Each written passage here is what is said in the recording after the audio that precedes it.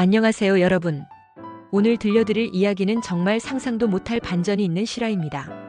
72세 이정순 할머니는 서울 홍대 근처에서 작은 분식집을 운영하고 계셨어요.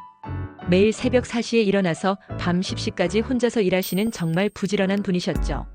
그런데 몇 달 전부터 옆 건물에 새로 생긴 펜션하우스에서 문제가 시작됐어요. 그곳을 운영하는 25세 박모 씨는 밤마다 시끄러운 파티를 열어댔어요.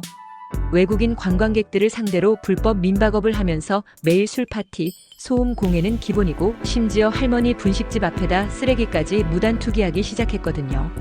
할머니가 정중하게 조용히 해달라고 부탁했는데 그 젊은 남자가 뭐라고 했는지 아세요? 할머니한테 대고 닥치라고, 여기가 누구 땅인 줄 아냐고 소리를 지르더라고요. 화면을 2번 따닥 누르면 계속됩니다.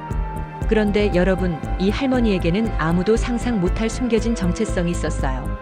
사실 이정순 할머니는 30년 전까지 대한민국 최고의 사기 전문 변호사로 활동하셨던 분이거든요. 온갖 복잡한 사건들을 다루면서 인간의 추악한 면을 너무 많이 봐서 은퇴 후에는 조용히 살고 싶어서 분식집을 차리신 거였어요.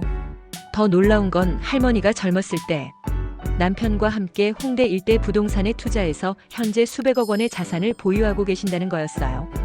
그런데 왜 분식집을 하고 계셨을까요? 그냥 사람들과 어울려 살고 싶으셨다고 해요.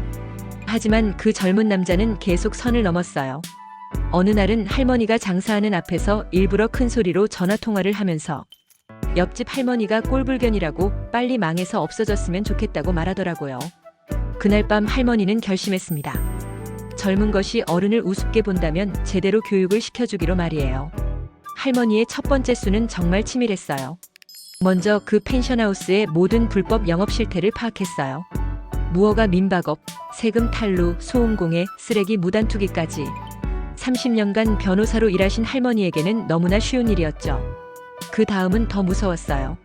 할머니는 예전 인맥을 동원해서 세무서, 구청, 경찰서, 소방서에 동시에 신고를 넣으셨거든요. 그것도 완벽한 증거 자료와 함께 말이에요. 며칠 뒤 그 젊은 남자에게는 동시에 여러 기관에서 연락이 왔어요. 세무조사 통보, 불법 영업 단속 예고, 소음 공해 신고 접수, 건축법 위반 조사 등등. 하루 종일 관공서만 뛰어다녀야 했죠. 하지만 진짜 무서운 건 이제부터였어요. 할머니는 그 건물의 실제 소유주가 누구인지 알아냈어요. 알고 보니 그 젊은 남자는 월세로 빌려서 쓰는 거였더라고요. 할머니는 바로 그 건물주를 만나셨어요. 그리고 조용히 말씀하셨죠. 그 세입자가 불법 영업으로 건물에 피해를 주고 있으니 계약을 해지하시는 게 좋겠다고요.